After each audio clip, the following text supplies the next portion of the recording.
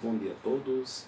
Eu sou o professor Jean Patrício, professor de História e professor de Direito, e gostaria de convidar todos vocês para assistir o vídeo do terceiro capítulo da série Governadores da Paraíba. Hoje nós vamos falar um pouco da história do ex-governador, nome este que leva o nome da nossa capital, que é João Pessoa. Então vamos falar um pouco da história. Quem foi João Pessoa? Um pouco da sua história, um pouco da sua trajetória política, até a sua trágica morte no dia que ele foi assassinado, no dia 26 de julho de 1930, na Confeitaria Glória, na cidade de Recife. Então vamos conhecer um pouco da história deste político, que o seu nome leva, a capital da nossa cidade de João Pessoa, leva o seu nome, nome este que foi alterado em setembro de 1930, sua morte do João Pessoa foi no dia 26 de julho, mas em setembro de 30 o nome muda, era Paraíba do Norte, o nome da nossa capital, e passa a se chamar João Pessoa. Então vamos conhecer um pouco da sua história. Tá?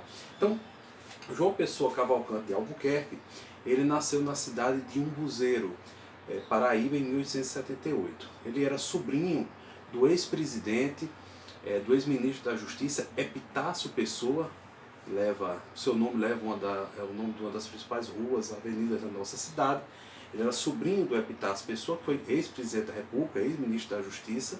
Tá? Depois eu vou gravar até um vídeo sobre o Epitácio Pessoa. Tá? E ele era sobrinho neto do Barão de Lucena, que foi presidente da província, foi governador na época do Império, chamava-se presidente da província, do estado de Pernambuco, e que tinha sido, o Barão de Lucena, ministro da Fazenda do governo do Deodoro da Fonseca, que foi o primeiro presidente do nosso país, pós-proclamação da República. Tá? E aí, o João Pessoa ele vai se formar em Direito em 1904 pela famosa Faculdade de Direito da cidade de Recife, a Faculdade de Direito do Recife. Em 1904, uma faculdade muito tradicional, não é uma faculdade que, enfim, formou grande parte da elite intelectual, da elite jurídica desse país. Tá? Em 1909 ele vai se transferir, ele vai ir para a cidade do Rio de Janeiro, que à época era o Distrito Federal, que à época era a capital federal, né, trabalhando como advogado do Ministério da Marinha e do Ministério da Fazenda. Em julho de 1919, João Pessoa ele vai ser nomeado ministro do Superior Tribunal Militar.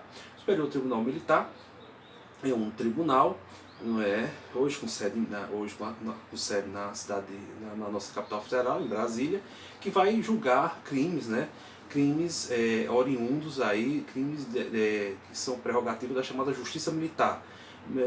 Basicamente é julgar crimes que envolvem os militares. Tá? O João Pessoa, vocês terem uma ideia, na década de 20 ele teve um papel muito atuante no julgamento de alguns revoltosos, de algumas revoltas que aconteceram aqui no Brasil relacionados ao movimento tenentista. Tá? 1922, 1924, ele como ministro do Superior Tribunal Militar ele vai ter uma atuação muito marcante em relação a esses julgamentos.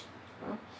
E aí você vai ter uma situação bastante peculiar, que o João Pessoa, que morava no Rio de Janeiro, ele vai ser eleito governador aqui da Paraíba em 1928. Na realidade, o governador da Paraíba à época era um cidadão chamado João Suassuna. E você vai ter aí um problema de ordem sucessória, e Epitácio Pessoa, que tinha uma profunda admiração pelo sobrinho, faz uma reunião e ele faz algumas ponderações, e João Pessoa se candidata com o apoio de Epitácio e acaba se elegendo governador, na época presidente do estado, governador da Paraíba em 1928. A gestão de João Pessoa ela pode ser caracterizada por uma série de fatores, mas eu gostaria de destacar para vocês a reforma na estrutura político-administrativa do estado. Para enfrentar dificuldades financeiras, ele vai instituir uma tributação entre o comércio realizado entre o interior paraibano e o comércio do Porto do Recife. Na realidade, o João Pessoa ele vai se destacar muito como um governador que vai realizar, como é que eu posso dizer para vocês, uma revolução financeira e uma revolução na estrutura administrativa do Estado. Na realidade, o Estado da Paraíba, até o governo de João Pessoa, alguns serviços essenciais, como fiscalização de tributos, por exemplo, era muito ligado ao sistema dos coronéis. Mas após a gestão do João Pessoa, isso de uma certa forma isso vai mudar. Ele vai trazer essa responsabilidade para o governo do Estado. Tá? E aí, diante de todo esse trabalho que ele vem desenvolvendo aqui no Estado, o João Pessoa ele vai ser convidado a se candidatar a vice-presidente na chapa de Getúlio Vargas, pela Aliança Liberal. O João Pessoa, só para uma curiosidade, a nossa bandeira, né, e o nego que tem na nossa bandeira tem muito a ver com esse contexto da sua candidatura. Porque o João Pessoa, ele foi convidado, ele foi consultado, melhor dizendo, pelo presidente da República, o Washington Luiz, para apoiar a candidatura de Júlio Prestes, que era um candidato governista. E ele leu o telegrama, ele leu e disse, nós negamos apoio, não chegou a falar diretamente a palavra nego, mas nós negamos apoio à candidatura do senhor Júlio Prestes. E aí a Paraíba ela vai se tornar um estado de oposição a essa candidatura oficial. Muito mais do que essa oposição dessa candidatura oficial, o João Pessoa ele vai ser convidado a integrar a chapa oposicionista do Getúlio Vargas, que era governador do estado do Rio Grande do Sul. Então a Aliança Liberal vai ser composta por Getúlio Vargas como candidato a presidente e João Pessoa como candidato a vice-presidente. Tá? A Aliança Liberal é muito interessante porque eles usavam um lenço vermelho, né, no pescoço, e aí o nego da nossa bandeira é esse negar apoio à candidatura de Júlio Prestes. O vermelho é o vermelho da Aliança Liberal e o preto da bandeira seria relacionado à questão do luto pela morte de João Pessoa.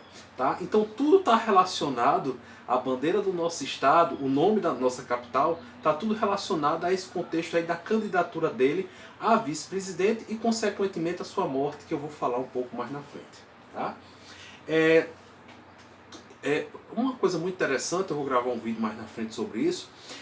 O João Pessoa ele vai ser candidato, como eu falei, a vice-presidente do Getúlio Vargas, e ele vai perder a eleição. Tá? Ele perde a eleição com Vargas, mas é muito curioso porque a chapa, que é uma chapa oposicionista, sai com 40,5 aproximadamente, 41% da votação nacional. Na realidade o Getúlio perde com João Pessoa, mas ambos saem consolidados com uma liderança política, uma liderança nacional. Depois da derrota, né, depois da derrota na eleição de 30, o João Pessoa, que tinha algumas rivalidades aqui com alguns grupos políticos aqui do estado, o João Pessoa, essas disputas políticas, elas vão se acentuar muito durante a década de 30, pós-eleição, e aí no dia 26 de julho de 1930, o João Pessoa vai estar na confeitaria Glória, na cidade do Recife, e ele vai ser assassinado, ele vai ser morto pelo senhor João Dantas, que era um adversário político, digamos assim, do João Pessoa. Sobre a morte de João Pessoa eu vou gravar um outro vídeo, tá? Mas essa morte ocorreu no dia 26 de julho de 30, e ela vai ser o estopim, ela vai ser a causa motivadora da chamada Revolução de 30, que vai culminar com a chegada, no dia 3 de novembro de 1930, de Getúlio Vargas ao poder. Então, eu agradeço a atenção de vocês, é um pequeno vídeo, e eu mais na frente, um pouco mais no futuro, eu estarei disponibilizando para vocês um outro vídeo, especificamente para tratar sobre a morte de João Pessoa. Como é que se deu a sua morte, em que contexto se deu essa sua morte, quais foram as causas que motivaram a morte de João Pessoa. Então, eu agradeço a todos vocês a atenção e curtam o nosso canal, comentem o nosso canal, e é uma grande alegria estar com vocês. Muito obrigado.